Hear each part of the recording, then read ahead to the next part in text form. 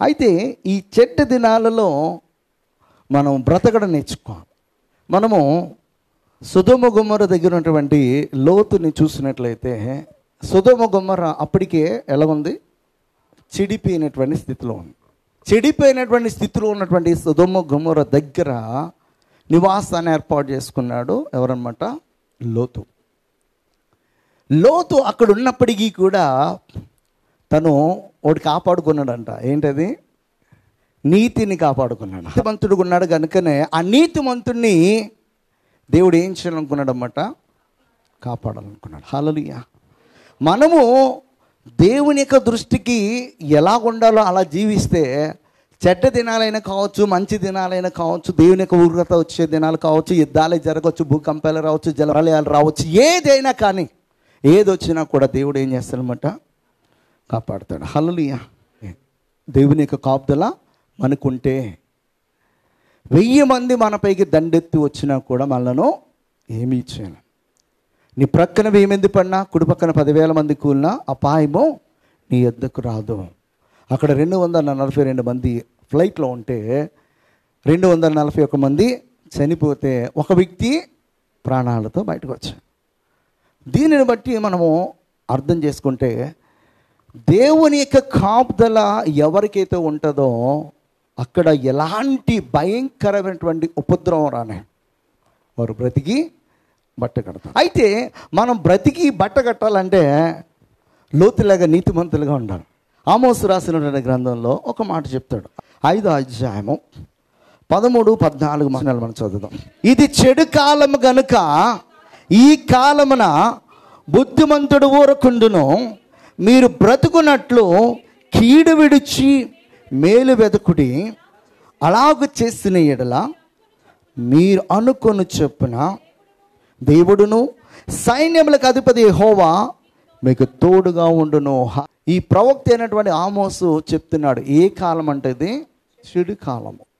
ఈ యొక్క గ్రంథాన్ని ఎప్పుడు రాస్తాడంటే ఇశ్రాయేల్ యొక్క దేశము 12 గోత్రాలుగా ఉన్నప్పుడు కాదు.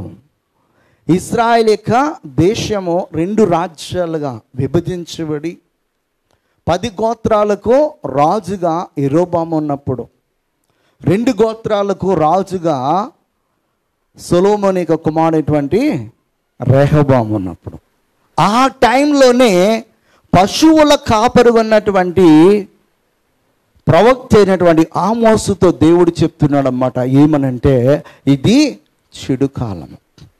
ఎందుకు చెడు కాలం అని చెప్తున్నాడంటే ఐగుప్తు దేశంలో మీరు బానిసలుగా ఉన్నది మొదలుకొని నేటి వరకు కూడా మీ దేవుడైనటువంటి యెహోవా మీ మధ్యన ఎన్ని కార్యాలు చేశాడో ఒక్కటేనైనా కూడా మీరు గుర్తుపెట్టుకోకుండా దేవునికి చాలా చాలా కోపాన్ని తీసుకుని వచ్చే కార్యాలు మీరు చేస్తున్నారని చెప్పేసి అక్కడ ఆమోసు ఇది చెడు కాలం అని చెప్పేసి చెప్తున్నాడు.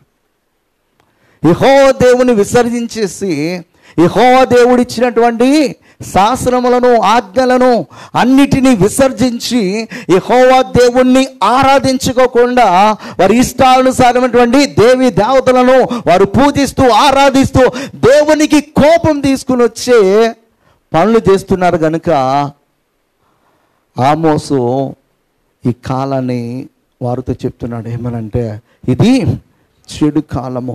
మీరు మొదటి అధ్యాయము మొదటి మాటలు మీరు చదివినట్లయితే యూదా రాజైన ఉజ్జియా దినములలో ఇశ్రాయేలు రాజుకు యెహోయాషు కుమారుడైన యెరోబాము దినములలోను భూకంపము కలుగుటకు 2 సంవత్సరముల ముందు ఇశ్రాయేలు గూర్చి తెకోవలోని పశువుల కాపర్లలో ఆమోసునకు కనబడిన దర్శన వివరములు అంటే యూదా రాజైనటువంటి ఉజ్జియా,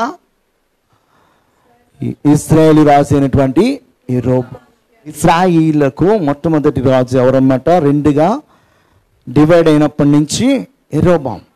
మొట్టమొదటి రాజు యెరోబాము. ఆ దినాలలోనే దేవుడు ప్రవక్త అయినటువంటి ఆమోసు ద్వారా మాట్లాడుతున్నాడు అన్నమాట. ఏమనంటే ఇది చెడు కాలము. ఎందుకు చెడు కాలం అంటే యెహోవా దేవుని నుంచి పూర్తిగా వైదొలిగిపోయారు ఇశ్రాయేలు అందరూ కూడా. దానిలోను బెతేలులోను యెహోవా దేవునికి బదులుగా వారు బయలుదేవతలను దూడలను ఇంకా ఇంకా ఇంకా ఐగుప్తు దేశం నుంచి ఇంపోర్ట్ చేసుకున్నటువంటి తెచ్చుకున్నటువంటి దేవీ దేవతలను ఏం చేస్తున్నారన్నమాట, వీళ్ళు పూజిస్తూ ఆరాధిస్తూ ఉన్నారు. మనము ప్రభులోనికి వచ్చిన తర్వాత కూడా మన పాత రోత జీవితానికి సంబంధించిన వాటిని మనం క్యారీ చేస్తూ ఉన్నప్పుడు కొద్ది కాలం దేవుడు చూస్తాడు, తర్వాత దేవుడు మనతో మాట్లాడతాడు. మొదట్లోనే మాట్లాడతాడు, కానీ ఫస్టే మనము బెదిరిపోకుండా ఉండాలని చెప్పేసి దేవుడు కొద్దిగా నిదానంగా మాట్లాడతాడు. అయితే ఇక్కడ ఆమోసు ఎప్పుడు చెప్పడం ఆరంభించాడంటే యెరోబాము సమయంలో ఆరంభమైంది. ఇది చెడు కాలం అని చెప్తున్నాడు. చెడు కాలము అని ఎందుకు చెప్తున్నాడంటే ఇశ్రాయేలు ప్రజలందరూ కూడా ఏం చేస్తున్నారంటే కీడు కలిగే పనులు చేస్తున్నారు, కీడు చేస్తూ ఉన్నారు. వారి సహోదరుల పట్ల ఇష్టానుసారమైనటువంటి కార్యాలు చేస్తూ, న్యాయాన్ని అన్యాయంగా తిప్పేసి ఇష్టానుసారమైన జీవితాన్ని జీవిస్తూ వారు దేవునికి కోపాన్ని తీసుకుని వచ్చేవారు ఉన్నారు. ఇక్కడే మనం చూసినట్లయితే ఏం చేస్తూ ఉన్నారంటే వాళ్ళు న్యాయమును అన్యాయమునకు మార్చి నీతిని నేలను పడవేవారులారా. దేవుడు పిలుస్తూ ఉన్నాడు వాళ్ళని ఏమనంటే న్యాయమును అన్యాయమునకు మార్చి నీతిని ఏం చేస్తారంటే వాళ్ళు నేలను పడవేస్తున్నారు. అంటే వారి యొక్క జీవితాలను దేవుడు గమనిస్తూ ఉన్నాడు. వీళ్ళు ఎంత నీతివంతులుగా ఉంటున్నారు, ఎంత న్యాయవంతులుగా ఉంటున్నారు, ఎంత యథార్థపరులుగా ఉంటున్నారని. యథార్థత లేకుండా దేవునికి ఇష్టడేండుట అసాధ్యము. లోకమంతా కూడా దేవుని ఆత్మ ఎందుకు సంచారం చేస్తుంది అంటే ఎవరైనా యథార్థవంతులు ఉన్నారేమో అని చెప్పేసి దేవుడు లోకమంతా కూడా ఏం చేస్తున్నాడు అన్నమాట, వెతుకుతా ఉన్నాడు. తన ప్రజలే యథార్థవంతులుగా లేకుండా, తన ప్రజలే నీతివంతులుగా లేకుండా, తన ప్రజలే న్యాయాన్ని పాటించుకోకుండా ఇష్టానుసారమైన జీవితాన్ని జీవిస్తున్నప్పుడు దేవుడు ఎలా ఊరుకుంటాడు? దేవుడు ఏం చెప్తున్నాడంటే తన తీర్పు ఎక్కడి నుంచి ఆరంభం అవుతుందంట, ఆయన ఇంటి నుంచి ఆరంభం అవుతుందంట. ఆయన సంఘంలో నుంచే, ఆయన సేవకుల నుంచే, ఆయన ప్రజల నుంచే స్టార్ట్ అవుతుంది. అయితే ఈ ప్రజలు నీతిని కలిగి ఉండుకోకుండా, న్యాయమును కలిగి ఉండుకోకుండా, యథార్థతను కలిగి ఉండుకోకుండా, ఏది ఉత్తమమైన మార్గమో తెలిసి కూడా వారి ఇష్టానుసారమైనటువంటి జీవితాన్ని జీవిస్తున్నారు. ఈరోజు ఇక్కడికి వచ్చినటువంటి మనందరికీ కూడా ఏది ఉత్తమమైన మార్గమో మనకు తెలీదా? తెలుసా లేదా? తెలిసిండి కూడా ఎన్నిసార్లు దేవుని యొక్క సన్నిధి పట్ల మన నిర్లక్ష్యంగా ఉండి దేవుని యొక్క వాక్యాన్ని అర్థం చేసుకున్నప్పటికీ కూడా దేవుని యొక్క వాక్యానికి ఇవ్వాల్సినటువంటి విలువను ఇవ్వకోకుండా మన శరీరానికి ఎన్నిసార్లు లోబడిపోయి మన శరీరీత్యాన్ని నెరవేర్చుకుని ఉంటాం. దేవుడు చూశాడు. చాలా సంవత్సరంలో చూసిన తర్వాత దేవుడు మాట్లాడుతున్నాడు, మీరు కనుక కీడు విసర్జించి చెడును విసర్జించి నా వైపు కనుక మీరు తిరగకపోతే మీ మీదకి నా ఉగ్రతను తీసుకుని వస్తానని చెప్పేసి అప్పటి నుంచి దేవుడు మాట్లాడుతున్నాడు. మీకా రాస్తున్నటువంటి గ్రంథంలో ఒక చక్కటి మాట చెప్తాడు. 6వ అధ్యాయంలో 7-8 చదువుతారా?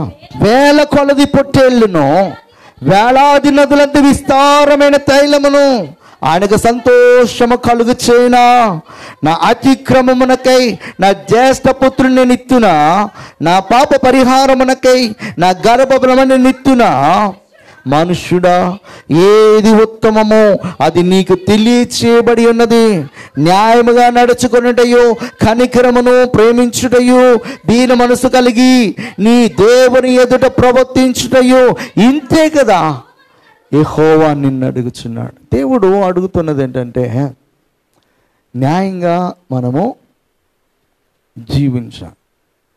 అన్యాయంగా మనము ఏది సంపాదించుకొని ఒకరిని బాధ పెట్టి, ఒకరిని చంపి, ఒకరిని మోసం చేసి ఏది తెచ్చుకున్నా కూడా దాని ద్వారా మనము సంతోషించాము. అన్యాయము చేత మనం తెచ్చుకున్నటువంటి ఏ వస్తువైనను, ధనమైనను, దాని ద్వారా కొన్నటువంటి ఏ వస్తువైనా కూడా అంట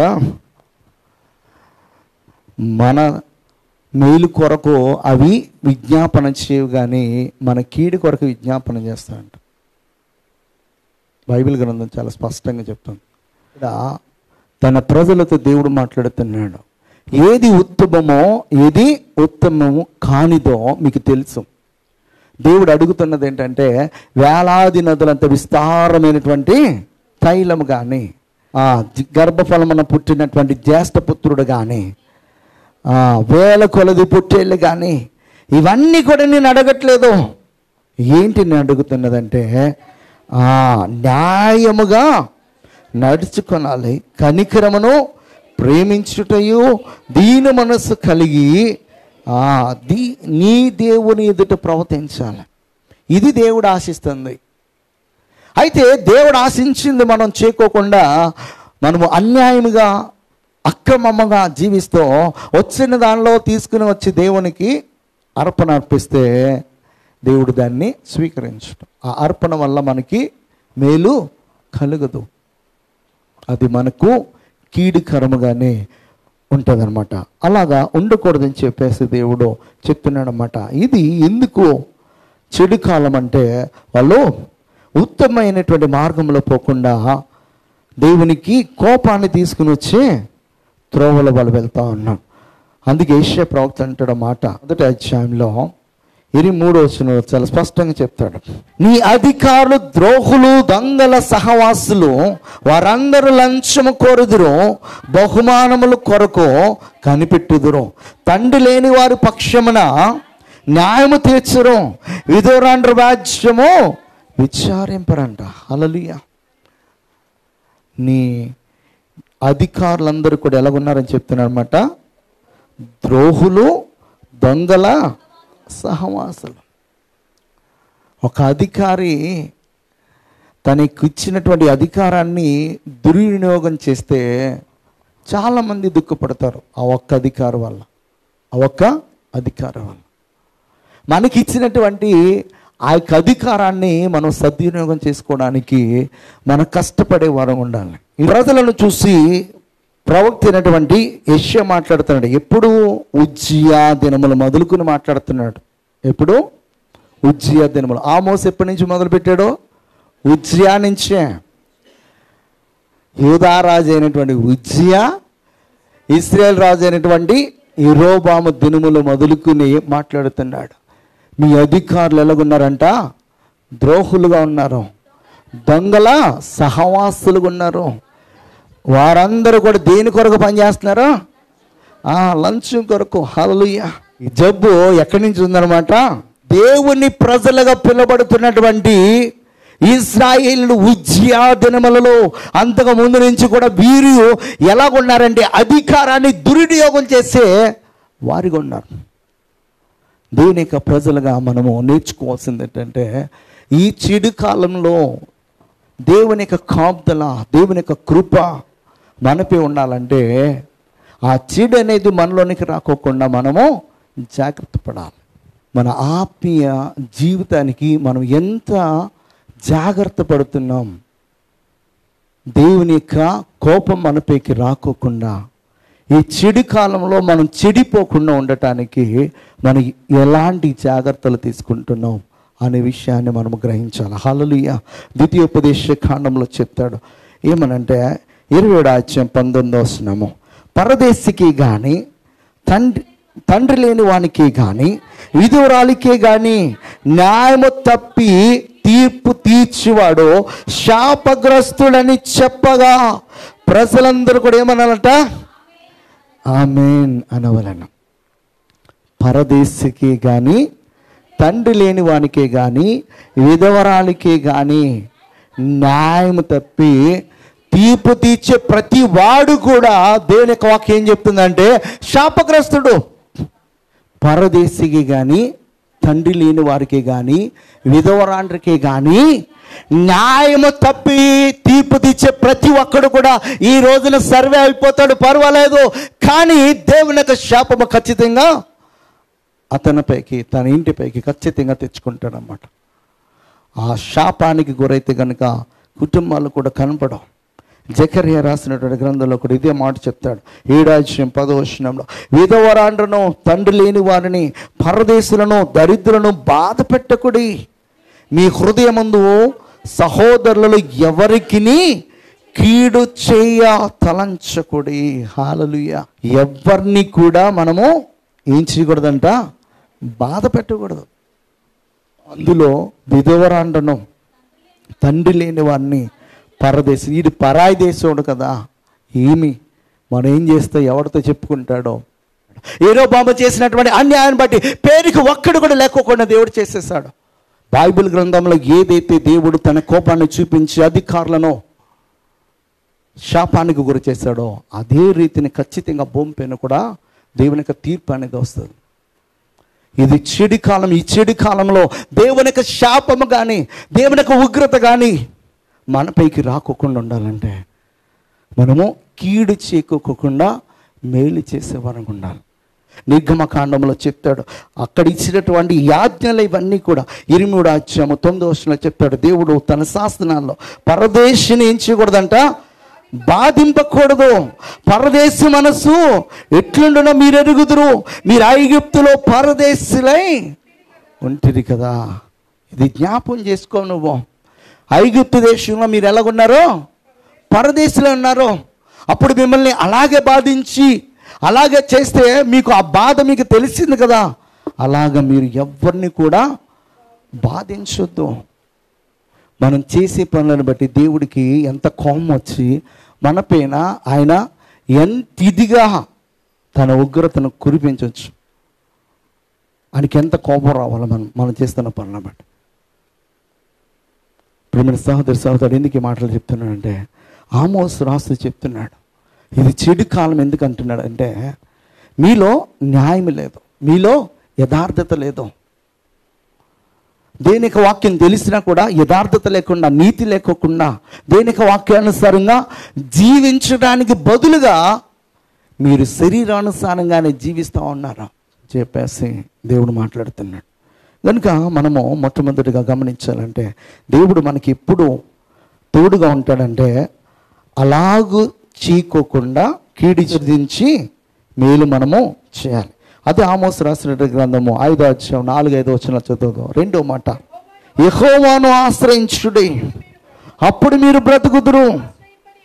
ఆశ్రయింపని ఎడల బేతేలులో ఎవరును ఆర్పివేయలేని అగ్ని పడినట్లు ఆయన యోసేపు సంతతి మీద పడి దాన్ని నాశనము చేయను. బేతేలును ఆశ్రయింపకుడి, గిల్గాలులో ప్రవేశింపకుడి, బెర్షెబాకు వెళ్ళకుడి.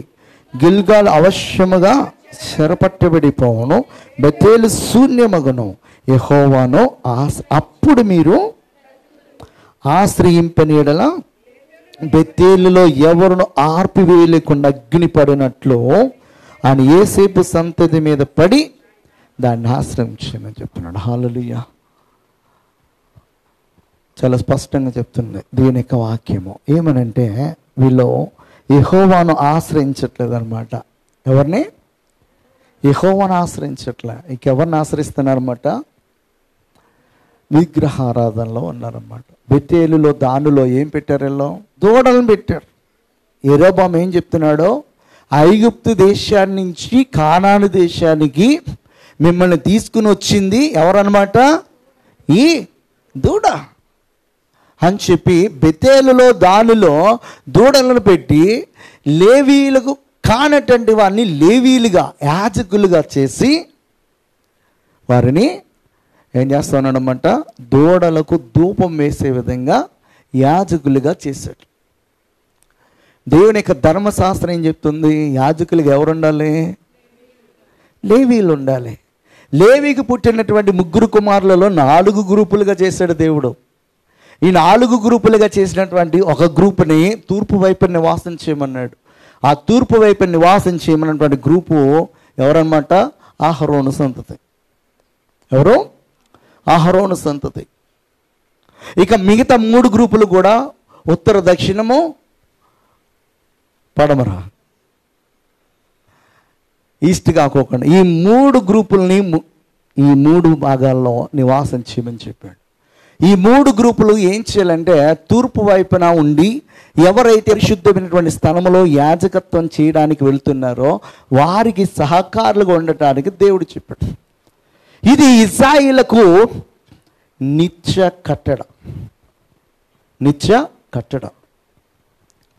అయితే వెంటనే దాన్ని విసర్జించి యెహోవాను ఆశ్రయించుకోకుండా బెతేలులో దానులో విగ్రహాన్ని పెట్టి యాజకులుగా లేవీలు కాకోకుండా లేవీలు కానటువంటి వారిని ఆ దూడలకు ధూపం వేసే పనంతా కూడా ఎవరు చేస్తారన్నమాట? యెరోబాము చేస్తాను. దేవునికి అక్కడ కోపం వచ్చింది. యెహోవాను ఆశ్రయించుడి, లేకపోతే మీరు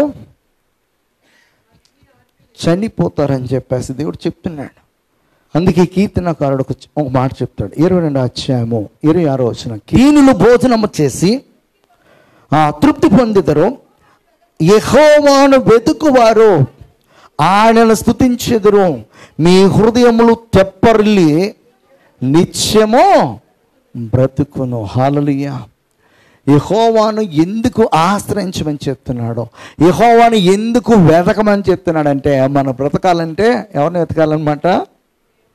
దేవుణ్ణి, నిజ దేవుణ్ణి వెతకాలి. ఆ దినాలలో కూడా ఏమాత్రం తక్కువ లేదో, ఇప్పుడున్నవి అప్పుడు ఉన్నవి. అయితే యెహోవా దేవుడు మాటి మాటికి చెప్తుందంటే, భూమిపైన ఏ రూపమును మీరు చేసుకొని దాని ముందర సాగిలపడొద్దని చెప్పేసి అక్కడ సినాయి అరణ్యంలో దేవుడు 10 ఆజ్ఞలు కలిగినటువంటి 2 రాతి పలకలను ఇచ్చాడు. వారికి ఇచ్చినటువంటి మొట్టమొదటి ఆజ్ఞ ఏంటంటే, ఏ స్వరూపమును చేసుకొని దాని ముందు మీరు సాగిలపడొద్దు అన్నాడు. అయితే దేవుని విసర్జించి వేరు వేరు రూపాలను కలిగి చేసుకొని మీరేం చేస్తున్నారన్నమాట? వాటి ముందు సాగిలపడుతున్నారు. ఇక్కడ చెప్తున్నాడు, దీనులు భోజనము చేసి తృప్తి పొందెదరు, యెహోవాను వెతుకువారు ఆయన స్తుతించెదరు, మీ హృదయములు తెప్పరిల్లి నిత్యము బ్రతుకును. యెషయా ప్రవక్త 55:3 వచనం చెప్తాడు, చెవి ఎగ్గి నా యొద్దకు రండి, మీరు విని ఎడల మీరు బ్రతుకుదురు, నేను మీతో నిత్య నిబంధన చేసేదను, దావీదునకు చూపిన శాశ్వత కృపను మీకు చూపుదును. హల్లెలూయా. చెవి యొగ్గి నా యొద్దకు రండి. ఆమోసు ప్రవక్త అయినా కావచ్చు, యెషయా ప్రవక్త అయినా కావచ్చు, ఇర్మియా ప్రవక్త అయినా కావచ్చు, ఏ ప్రవక్త అయినా కావచ్చు, ఈ దినాలలో సావుకుల ద్వారా దేవుడు మాట్లాడుతుండగా ఆ మాటలు విన్నప్పుడు చెవి ఎగ్గి మనము ఆయన యొద్దకు రావాలి. మన బ్రతుకును సరి చేసుకోవాలి. మన జీవితాన్ని సరి చేసుకున్నప్పుడు మనము బ్రతుకుతాం. చీడు కాలమే, ఈ క్షణాన ఏది జరిగిద్దో తెలియదు. ఈ చెడు కాలంలో కూడా మనము బ్రతకాలంటే మొట్టమొదటిది ఏం చేయాలో తెలుసా? కీడుని విసర్జించాలి. అంటే ఇతరులకు కీడు చేసే ఆలోచనలు కానీ, మాటలు కానీ, క్రియలు కానీ మనలో లేకుండా జాగ్రత్త పడాలి. 2, ఈ లోకమైనటువంటి వ్యర్థమైనటువంటి విగ్రహాల వైపు పోకుండా సర్వసృష్టికి కారణభూతుడైనటువంటి ఆ దేవునిని మనము ఆశ్రయించాలి. హల్లెలూయా. జెఫన్యా చెప్తాడు 2వ అధ్యాయం 3వ వచనం కూడా చదివేసి మనం ముందుకు వెళ్దాం. దేశంలో సాత్వికులై ఆయన న్యాయ విధులను అనుసరించు సమస్త దీనులరా, యెహోవాను వెదుకుడి, మీరు వెదకి వినయము గలవారై నీతిని అనుసరించిన ఎడల ఒకవేళ ఆయన ఉగ్రత దినమున మీరు, హల్లెలూయా, మనం ఆయన ఉగ్రత దినమున దాచబడాలంటే మనము మహోన్నతిని చాటికి మనము రావాలి. ఆయన వెతకాలి, ఆయనను ఆశ్రయించాలి.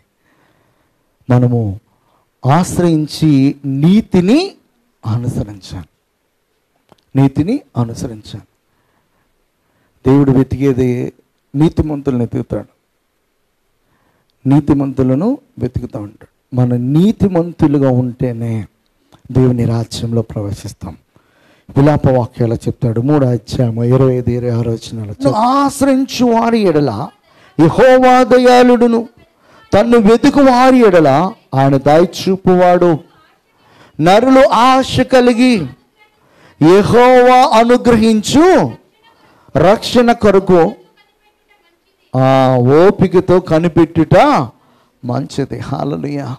ఈ రోజున ఒకవేళ నువ్వు ప్రార్థించిన వాటికి సమాధానం రాకపోయినా, ఇంకా చేదుకరంగా ఆయాసకరంగా మారిపోయినా, ఆ దేవుని పాదాలు పట్టుకొని విడిచిపెట్టకూడదు అన్నమాట. కానాను స్త్రీ ప్రభువైన యేసుక్రీస్తు ఎద్దకు వచ్చింది.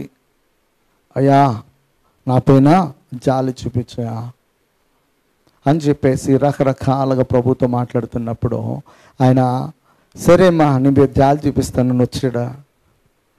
వెంటనే వచ్చాడు. ఆయన ఏమన్నాడు ముందు? నేను ఇజ్రాయేల్ కొరకు వచ్చాను కానీ నీ కొరకు నేను రాలేదన్నాడు. రకరకాలుగా అన్నీ చివరిలో ఏమన్నాడంటే, పిల్లలు తినే రొట్టె ఎవరికి వేయకూడదు? కుక్క పిల్లలకి వేయకూడదు అన్నాడు.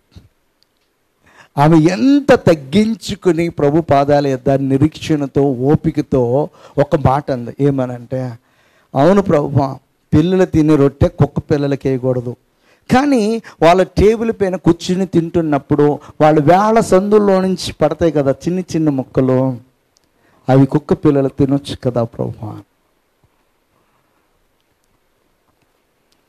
ఆ మాట అనగానే దేవుడు వెంటనే, అసలు ఇక్కడ నా పక్కన ఉన్నటువంటి మీలో ఎవరికైనా ఇంత విశ్వాసం ఉందారా అని అడుగుతాను. కొన్నిసార్లు దేవుడు మనల్ని పరీక్షిస్తాడు. ఇంకా చాలా చాలా చాలా చాలా హీనమైన స్థితికి వెళ్ళిపోతున్నా కూడా న్యాయం తీర్చే దేవుడు ఆయన గనుక ఆయన పాదాలు పట్టుకుని మనం ఏం చేయాలన్నమాట? బ్రతిమాలుకోవాలి. ఆ కానాను స్త్రీ బ్రతిమాలుకుంది. ఎన్ని రకాలుగా ప్రభు తనని బాధ పెట్టే విధంగా మాట్లాడినప్పటికీ కూడా ప్రతీది కూడా ఆమె ఎలా తీసుకుందనమాట? చాలా పాజిటివ్గా తీసుకొని ప్రభుని బ్రతిమాలుకుంది కనుకనే దేవుడు తనకి న్యాయం తీర్చాడు. నీ జీవితంలో ఎలాంటి సమస్యలు ఉన్నాయో నాకు తెలియదు. ఏ సమస్యకైనా సొల్యూషన్ ఎక్కడ దొరికిద్ది అంటే ఆయన పాదాల ఎద్ద దొరికిద్ది. అన్నీ వేడుకొనుడు ద్వారా దొరికిద్ది, ఆయన అత్తుకొనుడు ద్వారా దొరికిద్ది. హల్లెలూయా. అందుకే ప్రభువైన యేసుక్రీస్తు అనమాట, ప్రయాసపడి భారం మోసుకొనుచున్న సమస్త జనులారా నా దగ్గరకు రండి, నేను మీకు విశ్రాంతి కలుగజేస్తానండి. హల్లెలూయా. మనకి ఎలాంటి భారం ఉన్నా ఈ లోకంలో చిప్పుకున్నటువంటి సమస్యల చేత సతమతమైపోయి ఏం చేయాలో అర్థం కానటువంటి స్థితిలో ఉన్నా మనం ప్రభు సన్నిధికి వచ్చి మనము ప్రార్థన చేస్తే దేవుడు ఏం చేస్తాడనమాట? ద్వారాన్ని తెరవజేస్తాడు. హల్లెలూయా. కనుక మనము ఆయన యొద్దకు రావటం అనేది చాలా చాలా ప్రాముఖ్యమైనది. మూడోది చెప్తున్నాడు, ఆమోస్ రాసినట్టు గ్రంథమే 5వ అధ్యాయంలోనే 25-26 వచ్చిన చదువుతాప్పుడు, ఇశ్రాయేలులారా అరణ్యమందు 40 సంవత్సరములు మీరు బలులను నైవేద్యములను నాకు అర్పించితిరా. మీరు మీ దేవత అయిన మోలేకు గుడారమును మీరు పెట్టుకొనిన విగ్రహముల పీఠమును మీరు మోసుకొని వచ్చితిరి కదా. చాలమ్మా. సినాయి అరణ్యంలో దేవుడు చెప్పినటువంటి ఆజ్ఞలను వీరు ఖచ్చితంగా పాటించిన వారైతే ఈ దేవి దేవతలను విగ్రహాలను తీసుకుని వచ్చేవారా? దేవుని యొక్క ఆజ్ఞలు కానీ శాసనములు కానీ వీరు ఏమీ పాటించినటువంటి స్థితిలో ఉన్నారు. అక్కడి నుంచి మోసుకొని వచ్చినటువంటి దేవి దేవతలను ఇంకా వారి ఇండ్లలో పెట్టుకొని, ఒకవేళ దేవుడు యెహోవా కార్యం కనుక ఆలోచన చేస్తే వెంటనే ఏమవుతారన్నమాట? ఇటు టర్న్ అవుతారన్నమాట. అలా చేసేవాళ్ళు లేరు. ఇప్పుడు అద్భుతాలుగా జరగాల్సింది వాక్యం అనేది నీ హృదయంలోనికి వెళ్తే ఆ వాక్యమే నిన్ను మారుస్తుంది, ఆ వాక్యమే నిన్ను స్థిరపరుస్తుంది. అందుకే అద్భుతాలు జరిగిన చోట ఆత్మలో రక్షణలోనికి రావు. 10 మంది స్వస్థత పొందుకుంటే ఎంతమంది వచ్చారు? ఒకే ఒక్కడు. అంటే ఎంత రేషియో? 100కి 10. 100 మంది స్వస్థత పొందుకుంటే ఎంతమంది వస్తారన్నమాట? 10 మంది వస్తారు. అది 100 మందికి సత్యవాక్యాన్ని ప్రకటించు, ఆ 100 మంది రక్షణ పొందుకుంటారు. ఆ 100 మంది ఇంకొక 100 మంది నడిపిస్తారు, ఒక్కొక్కడు 100 మంది నడిపిస్తారు. మనకు కావాల్సింది ఏంటంటే మన హృదయాలను స్థిరపరిచే ఆ దేవుని యొక్క మాటలు మన హృదయంలో ఉండాలి. ఇక్కడ వీరు దేనిని విసర్జించారంటే దేవుని యొక్క మాటలను విసర్జించారు, దేవుని యొక్క ఆజ్ఞను విసర్జించారు, దేవుని యొక్క శాసనమును విసర్జించి అక్కడి నుంచి తెచ్చుకున్నారు. ఏమని? దేవతలను. వాటిని విసర్జించలే, వాటిని పూజిస్తానన్నాడు. దేవుడు అందుకే చెప్తున్నాడు, లేవీయులకు రాస్తూ చెప్తున్నాడు 18వ అధ్యాయం 5వ వచనం, మీరు నా కట్టడలను నా విధులను ఆచరింపవలను, వాటిని గైకొన్నవాడు వాటి వలన బ్రతుకును, నేను యెహోవాను. వీళ్ళేమనుకుంటున్నారంటే మేము అక్కడి నుంచి తెచ్చుకున్నాం, ఐగుప్తు దేశం నుంచి ఈ దేవి దేవతలను, ఈ విగ్రహాలను, వీటిని పూజిస్తూ వీటిని ఆరాధిస్తే ఇవి మమ్మల్ని కాపాడుతాయని చెప్పేసి అనుకుంటూ ఉన్నారు. ఆయన దేనికి మాటలు ఏం చెప్తున్నాయంటే మీరు నా కట్టలను విధులను ఆచరింపవలను, వాటిని గైకొనటం వలన మీరు ఖచ్చితంగా బ్రతుకుతారని చెప్తాను. మనుషులు రొట్టె వలన కాదు కానీ దేవుని నోట్ల నుంచి వచ్చే ప్రతి మాట వలన జీవించును. దేవుని మాట మనలను జీవింపచేశాడు. ఆ మాటలను విసర్జించి ఈ లోకానుసారమైనటువంటి వ్యక్తులు చెప్పినటువంటి ఆలోచనలకు లోబడి మనము లోకానుసారంగా జీవించే వారముగా ఉండకూడదు. 119 కీర్తన Psalms 119:66 చెప్తాడు, నేను నీ ఆజ్ఞలు ఎందు నమ్మికించున్నాను, మంచి వేచన మంచి జ్ఞానము నాకు నేర్పయా. నేను ఈ ఆజ్ఞలు ఏంది ఏమించాడంట? నమ్మికించాడు. ఆ ఆజ్ఞలు మనకి ఏం చేస్తాయన్నమాట? మంచి వివేచనను మంచి జ్ఞానం మనకి నేర్పే విధంగా ఉంటుందా? దేవుని యొక్క ఆజ్ఞలు మనకి ఎప్పుడు కూడా గుర్తుండాలి. దేవుని యొక్క ధర్మశాస్త్రాన్ని ఎందుకు మనం ఎక్కువ చదవాలంటే ఆ ధర్మశాస్త్రాన్ని ధ్యానించి ధ్యానించి ధ్యానించి ఆ ధర్మశాస్త్రం ఎక్కడికి వచ్చారన్నమాట? ఆ ధర్మశాస్త్రాన్ని నెరవేర్చినటువంటి యేసుక్రీస్తు నీలోకి రావాలి. యేసుక్రీస్తు చేత మనం నడిపింపబడే వారము ఉండాలి. ధర్మశాస్త్రాన్ని నెరవేర్చి దేవునికి ఇష్టడుగా ఉన్నాడు యేసుక్రీస్తు. ధర్మశాస్త్రాన్ని నెరవేర్చినటువంటి ఆయనను మనలోనికి ఆహ్వానించుకొని ఆయన చేత మనం నడిపింపబడాలి. అంటే టోటల్గా మనం ఎవరి చేత నడిపింపబడుతున్నాం అనమాట? దేవుని ధర్మశాస్త్రం చేతనే. ఈ సత్యాన్ని అర్థం చేసుకోవాలి. ఆయనలో దేవుడు ఆయన ఇచ్చిన ధర్మశాస్త్రం అది.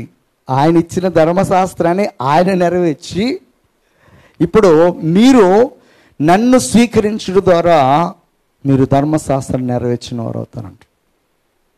మీరు ధర్మశాస్త్రాన్ని నెరవేర్చిన వారు అవుతారు. అంటే ధర్మశాస్త్రాన్ని నెరవేర్చినటువంటి ఆయన మనను ధర్మము వీడిపోకుండా, ధర్మానికి విరుద్ధముగా బ్రతుక్కోకుండా, దేవునికి ఆజ్ఞలకు వ్యతిరేకంగా బ్రతుక్కోకుండా, దేవునికి ఆలోచనలకు వ్యతిరేకంగా బ్రతుక్కోకుండా ఆయన మనలను నడిపించే విధముగా మనం అంత ఇదిగా లోబడాలి ఆయనకి. అపొస్తలుడైన పౌలు అలా లోబడ్డాడు కనుక చెప్తున్నాడు, ఇక నడిచేది నేను కాదు కానీ నాలో ఉన్న క్రీస్తుని, జీవించేది నేను కాదు నాలో ఉన్న క్రీస్తే నన్ను జీవింపజేస్తున్నాడు. నీ క్రీస్తు పోలికలోనికి వచ్చేసాను, నువ్వు నన్ను పోలి నడుచుకో తిమోతి అని చెప్తున్నాడు. అర్థమైందా? కనుక మనకి సింప్లిఫై చేయడానికి దేవుడు ఏం చేస్తాడంటే, నువ్వు నన్ను అంగీకరించు, నాకు నీ హృదయంలో స్థానం ఇయ్యి, ఆటోమేటిక్గా అన్నిటిని నెరవేర్చినట్టు నేను నీలోకి వచ్చి తండ్రి యొక్క సంకల్పాన్ని నీ ద్వారా నేను నెరవేర్చుకుంటాను అని చెప్పేసి అంటున్నాడు. ఇది మనం అర్థం చేసుకుంటే ఆయనను కంప్లీట్గా మనలోనికి ఆహ్వానించుకుంటే సరిపోతుంది అన్నమాట. నేను నీ ఆజ్ఞను నమ్మికించున్నాను, మంచి వివేచన మంచి జ్ఞానం నాకు నేర్పించని చెప్తున్నాడు. యోషువ ప్రవక్త 4:6 నా జనులు జ్ఞానము లేని వారై నశించుచున్నారు, నీవు జ్ఞానమును విసర్జించుచున్నావు గనుక నాకు యాజకుడవు కాకుండా నేను నిన్ను విసర్జించుదును. నీవు నీ దేవుని ధర్మశాస్త్రము మరచితివి గనుక నేనును నీ కుమారులను మారుతును. దేవుడు చాలా స్పష్టంగా చెప్పారు, నువ్వు నా ధర్మశాస్త్రాన్ని మర్చిపోతే నేను నీ కుమారులను మర్చిపోతాను అంటున్నాడు. న్యాయాధిపతుల గ్రంథంలో అందుకే దేవుడు కూడా మర్చిపోయాడు. దేవుడు మర్చిపోయాడు కనుకనే ఫిలిస్తీన్లు వచ్చి మొట్టికాయలేసారు. వాళ్ళని మొట్టికాయలేసినప్పుడు బాగా నొప్పి కలిగింది. అయ్యో దేవుడా అన్నారు. ఇప్పటికైనా గుర్తొచ్చింది మీకు, మంచిది అని చెప్పేసి న్యాయాధిపతిని పంపించాడు. కొద్ది కాలం బాగానే ఉన్నారు.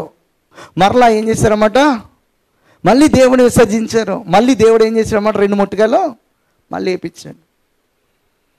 అలా మొట్టికాయలు వేపిస్తాం, వీళ్ళు మారుమనసు పొందుకోవడం, మరలా మంచుకున్నప్పుడు మరలా లోకంలో తిరగడం, మళ్ళీ దేవుడు మొట్టికాయలు వేయడము, ఇదే జరుగుతుంది అక్కడ. ఒక సైకిల్ అది. కనుక జ్ఞానం లేని వారుగా మనం వండుకోకుండా జ్ఞానం కలిగిన వారుగా మనము ఉండి ఆయన యొక్క బోధకు వచ్చి వేగుదాము. ఆయన మాట ప్రకారం మనం జీవిద్దాం. సామెతలు 4:20-22 వరకు చదివేసి మనం ముగించదు, అయిపోయింది. నా కుమారుడా, నా మాటలు నాలుకిప్పము, నా వాక్యములకు నీ చెవియెగ్గము. నీ కన్నుల ఎదుటి నుండి వాటిని తొలగిపోనీయకము, నీ హృదయమందు వాటిని భద్రము చేసుకొనుము. దొరికిన వారికి అవి జీవమును, వారి సర్వ శరీరమునకు ఆరోగ్యం ఇస్తాయి. దేవుని యొక్క మాటలు మనకేమిస్తాయి అన్నమాట, ఆరోగ్యాన్ని ఇస్తాయి. దేవుని యొక్క మాటలు మనకేమిస్తాయి అన్నమాట, దేవుని ఉగ్రత నుంచి కాపాడతాయి. గనుక ప్రతి ఒక్కరము కూడా గమనించాల్సింది ఏంటంటే 3 విషయాలు మనం మాట్లాడుకున్నాం. ఇది చెడు కాలం. ఈ చెడు కాలంలో మనం బ్రతకాలంటే మొట్టమొదటిగా ఏం చేయాలన్నమాట, కీడుని విసర్జించాలి. రెండవదిగా దేవుణ్ణి మనము హత్తుకోవాలి. మూడవదిగా ఆయన ఇచ్చినటువంటి ఆజ్ఞలను శాసనములను మనము గైకొనే వారముగా ఉన్నప్పుడు ఖచ్చితంగా ఎలాంటి భయంకరమైన ఉగ్రత దినాలైనా కూడా మనము కాపాడబడతాం. ఏ కీడు మన దరికి రాదు. ప్రతి ఒక్కరము కూడా ఆయన రెక్కల చాటున భద్రం చేయబడతాం. కనుక ఈ కీడు దినాల్లో యుద్ధాలు వస్తున్నాయని, భయంకరమైన వ్యాధులు వస్తున్నాయని, భూకంపాలు వస్తున్నాయని వేటికి కూడా మనం భయపడాల్సిన పని లేదు. దేవునికి భయపడితే, దేవునికి భయపడినటువంటి వాడే లోకంలో జరుగుతున్నటువంటి కార్యాలను బట్టి భయపడుతుంటాడు. ఇక్కడ చాలా స్పష్టంగా చెప్తున్నాడు, మీరు బ్రతుకున్నట్లుగా, దేవుని ఉగ్రత దినమందు దాచబడినట్లుగా, మీరు జీవించినట్లుగా, మీకు మేలు కలిగినట్లుగా కీడుని విసర్జించండి, నన్ను ఆశ్రయించండి, నేను ఇచ్చినటువంటి ఆజ్ఞలను శాసనములను మీరు పాటించండి, అప్పుడు మీరు బ్రతుకుతారని చెప్పేసి దేని యొక్క వాక్యం సెలుస్తుంది. కనుక ప్రియమైన సహోదరి సహోదరుడా, దేని యొక్క మాటలు విన్నప్పుడు మనందరం కూడా ఆ విధంగా చేయడానికి ప్రయాసపడదాం. ఆనాడు ఇజ్రాయేల్ పైకి మరి దేవుని యొక్క ఉగ్రత రావడానికి గల కారణము ఈ 3 వారు విసర్జించారు. ఈ రోజున దేవుని యొక్క ఉగ్రత మన పైకి రాకుండా ఉండాలంటే మరి ఖచ్చితంగా మనము దేవుని విసర్జించుకోకుండా దేవుణ్ణి ఆశ్రయిస్తాం. దేవుని యొక్క ధర్మశాస్త్రము మనము ప్రేమించే వారముగా, అంటే అనుసరించే వారముగా ఉండటకు, మరి అలాగే ఆయన శాసనాలలో ఏ మనిషినికి కూడా మనము ద్రోహం చేయదని చెప్తుంది. కనుక ఖచ్చితంగా మనందరం కూడా ఎవరికి ఎలాంటి ద్రోహం చేయకోకుండా మరి మేలు చేసేవారుగా జీవిద్దాం. దేవుడు అటువంటి కృప మనందరికి అనుగ్రహించునుగాక. ఆమేన్.